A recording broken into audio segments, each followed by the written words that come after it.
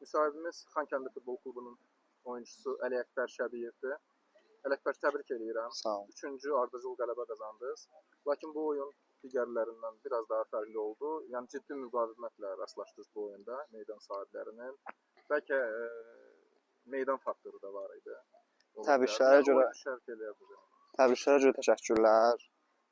Biz belə olacağını da gözləyirdik. Oyundan əvvəl hazırlığımız düzdür, yüksək səviyyədə idi, amma sizin dediyiniz kimi həm stadion amili mane olur, həm ilk hissədə biraz oyunu toparlaya bilmədik.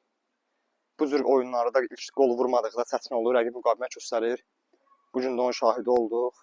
Yenə də şükür Allaha ki, ikinci hissə oyunu ələ aldıq, qol vurduq. Yenə də ikinci hissə də çətin oldu.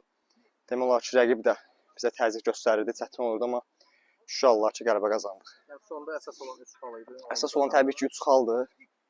O da ki, şükür Allaha ki, əldə olundu. Yəni yəqin ki, oyundan da nəticə də çıxardarsınız. Əlbəttə ki, indi məşqçilər oyunu analiz edəcəklər. Gələn həftədən inşallah məşqlərdə bu oyun üzərində işləyəcəyik. Səfərimizdə nəticə çıxardıb gələn oyunlara daha yaxşı, daha ciddi yanaşacağıq. Oldu, təşəkkür edirəm. Gələcək Sağ ol. oyunlarda da uğurlar arzulayıram.